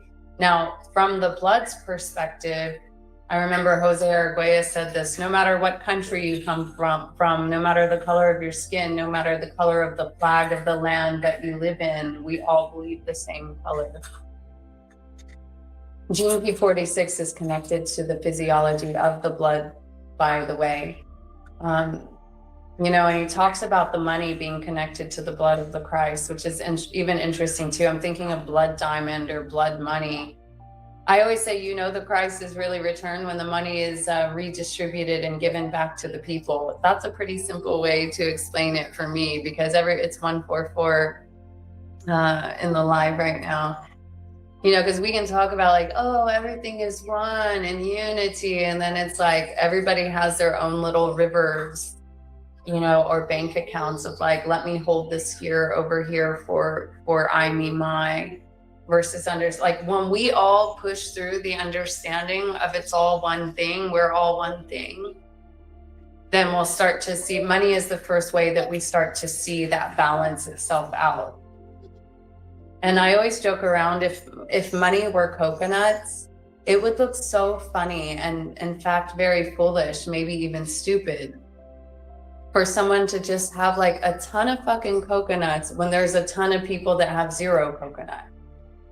And so it starts to, when you take that, when you take money to the coconut level, it's like, it would look funny if you were just sitting on a ton of coconuts, so many that you couldn't even consume them all, versus redistributing them and everybody having enough. But like, wow, you got to go through a big sacrifice, a big level of shifting in your consciousness in order to hold and embody that perspective.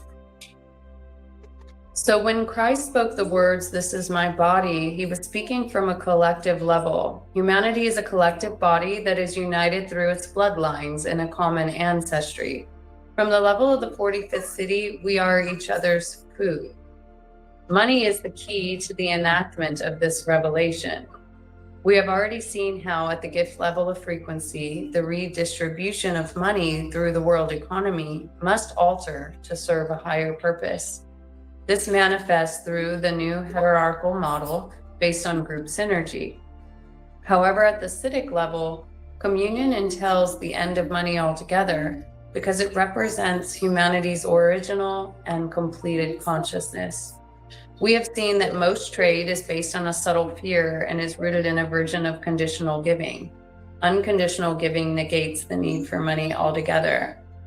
Unconditional giving, philanthropy unlocks free energy. I freely give, I freely receive.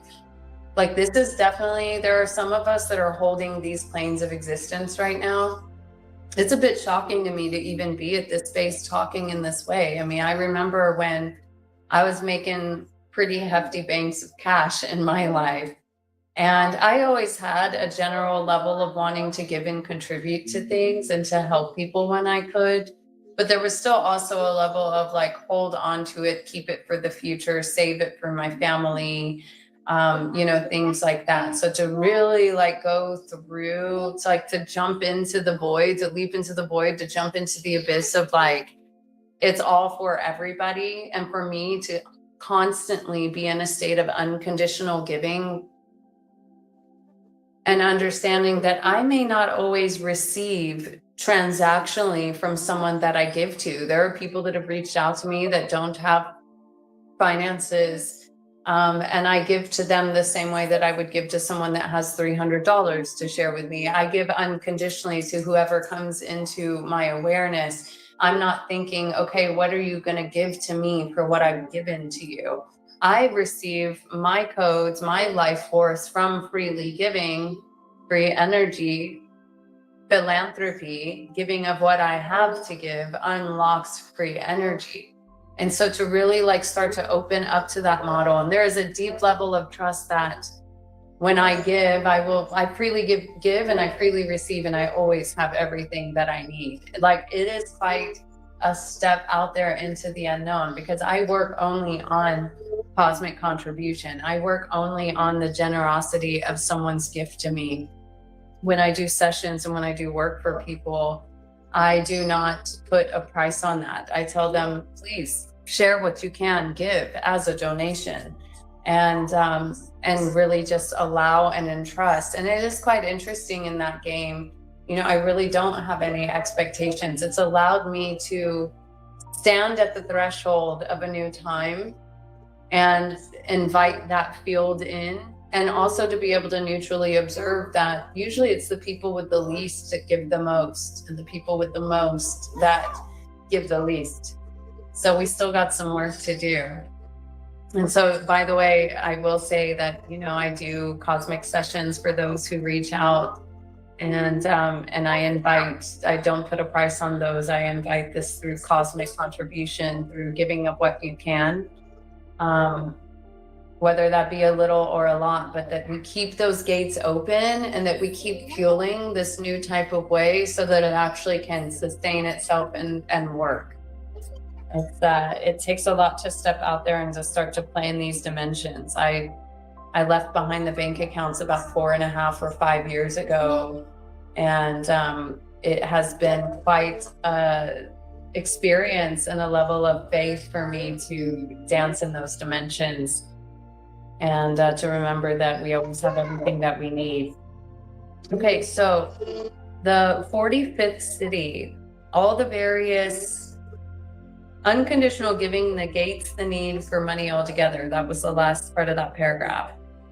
In the 45th city, all the various strands of human DNA finally come together. It is the cosmic gathering point or for higher consciousness. It is also the place where the individual, the family, and the collective merge.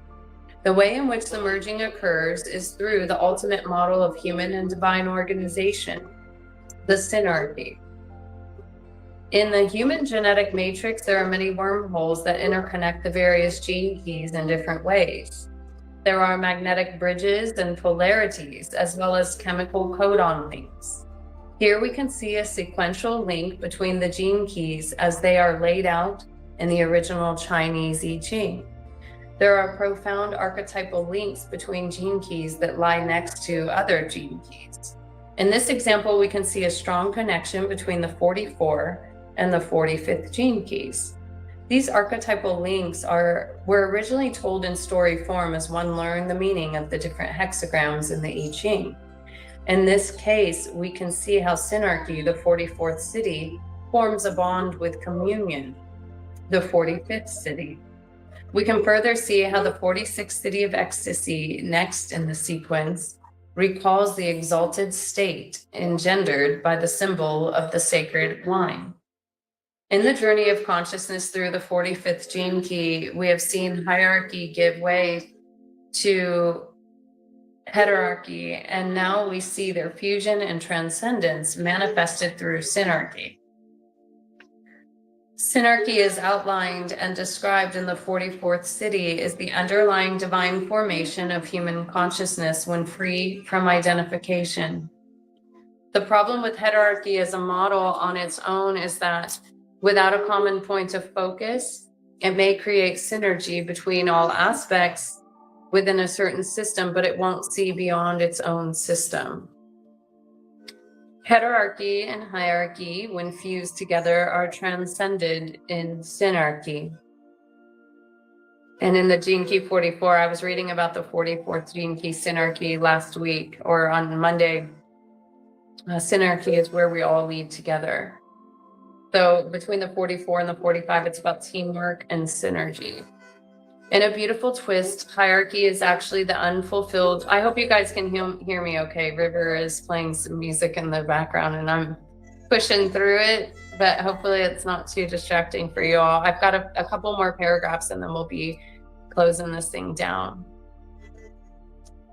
In a beautiful twist, hierarchy is actually the unfulfilled organizing principle that leads to synarchy. In other words, when humanity has attained the mystical state of communion, it discovers that it is organized into a vast fractal pattern of human geometries, arranged in myriad dovetailing human wheels and branches. This is the synarchy. And one must understand that it is indeed a challenging concept to describe in words. Synarchy is the overall pattern of humanity operating as one consciousness. It is the mechanics of the mystical state of communion. Just as the communion of Christ is represented by a group of 12 with a mystical 13th at its center, so the synarchy of all human beings is built out of many such fractal families. Each of these 12 beings then has their own inner circle, and so the fractal goes on, each being occupying a pivotal or hub position in the synarchy is thus an agent of communion. Since their actions, words, deeds, and visions flow directly out into humanity, in essence, building the synarchy. Christ himself is the divine example of a hub fractal, a conduit of goodwill who sacrifices himself for the sake of the greater community. As each of us follows this example, we taste the greater body of humanity and enact the mystery of sacred communion in our lives. The 44.4 is my vocation sphere. So the synarchy is a very important part of my role and position and embodiment here, and to be that speaker of the goodwill, a conduit of the goodwill. The leaders in a synarchy are not leaders in the normal sense because they're not made up of individuals, but small groupings of humans operating out of a single awareness. In many ways, synarchy can be likened to the interlinked network of neurons and synapses in the human brain. This is precisely what is happening to humanity right now, as the frequencies moving through the 45th gene key come more and more into play. We are discovering higher and higher levels of self-organization. The great cosmic joke, however, is that we are discovering these patterns rather than consciously creating them. In other words, synarchy already exists as a blueprint hidden within hierarchy, the 45th shadow. As fear leaves the human genome, we will discover that we already arranged into a synarchy. It is a gradual process of discovery, however, limited by our time processing brains. For those at the Siddhic level of consciousness, time no longer exists. Through the eyes of the Christ consciousness, the kingdom of heaven is all around us at all times. In the extensive transmission of the 22nd gene key, there exists in outline form the bones of a future mystery school designed specifically for the synarchy. At the core of this lies a secret teaching known as the 9 portals of planetary initiation.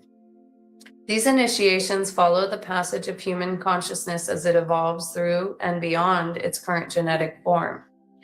Within this system, the initiation representing the absolute zenith of human consciousness is the 6th initiation of communion.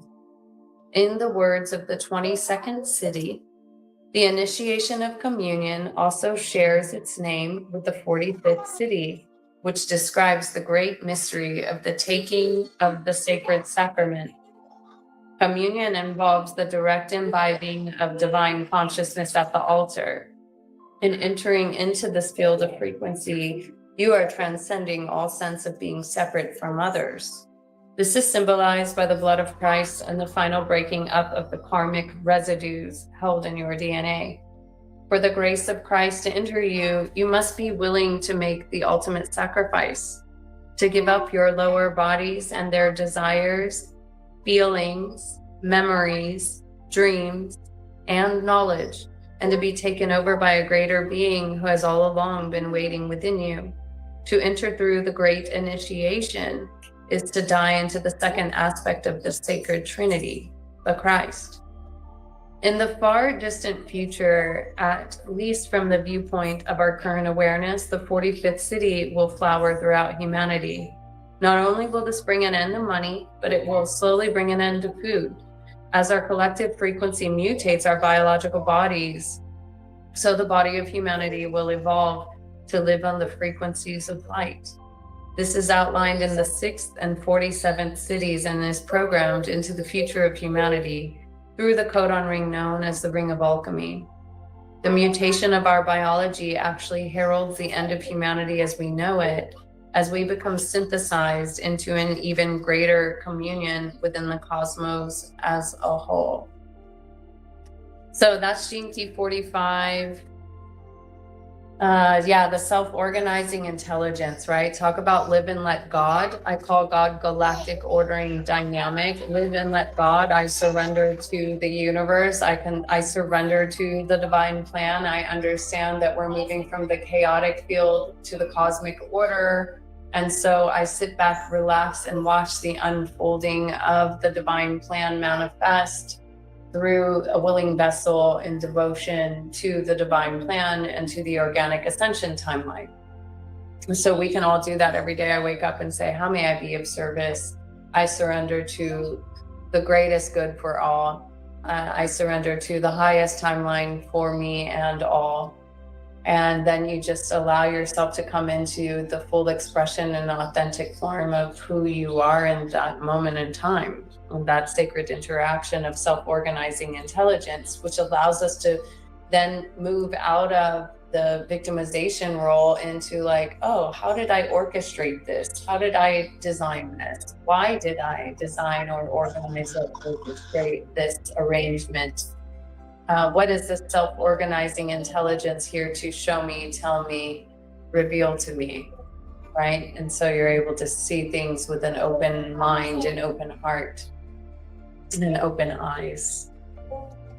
So, all right, 2 hours. We've been doing good at keeping them less than 2 hours, but I wanted to cover all of this Gene Key 45. And so it's about eventually ending hunger and world poverty. And it's like diversifying and uniting resources, gathering together. It's like, what role do we have in this mission? And so as we open up our minds and our eyes to see and hear, the mission will become more clear. And I trust in the self-organizing intelligence of this mission and the people and the places and the things coming into the form to serve this prophecy as it's been written. So thank you all so much. Send a message if you're interested. You can find me on Facebook, Phinix Returns, Phinix Returns, at your service. If you're wanting to dive into your galactic codes of resonance, any intuitive encounters there, cosmic communions, always opening up the gates for visitors to come through to the Galactic 0 Point for council meetings, working with the removal of interference patterns, the extraction of implants, the unlocking of the seals, the activation of the 144,000. This is the mission at hand. It is written. And so just here to be of service. So don't hesitate to reach out, open to receiving cosmic donations, and stay tuned for our next alignment. It'll be on Friday at 10:44 Eastern time. Talk to you in the next, see you in the next perfect moment. And like and share this if this feels good and resonant to you. Get the word out about this resurrection that is taking place within the sacred family. Much love. Imagine booking a soul session, ordering crystals, and joining a live retreat from your phone. For too long, finding the right healers, the right products, the right community has meant endless searching across scattered corners of the internet. That changes now. The Sacred Kingdom has arrived, an online hub where a worldwide directory of holistic practitioners, readers, life guides, organic makers, musicians, a crystal shop, books, and more are all waiting for you. Book one-on-one sessions, order products, and discover Kingdom members serving locally in your area, all from your fingertips, wherever you are, whenever you're ready. Stay connected to upcoming events and retreats, both online and in person. Tap into a YouTube channel built for real conversation, hands-on holistic learning, and free giveaways. And there's more coming: courses, programs, a holistic recipe book, and the Sacred Kingdom Mystery School Academy mentorship. This is a space built on love, compassion, and the belief that conscious living should be accessible to all walks of life. Visit thesacredkingdom.com, and if you feel called to build from within, email Marcus Crystallite at marcustut23@gmail.com about joining the Kingdom Council. The Kingdom is open.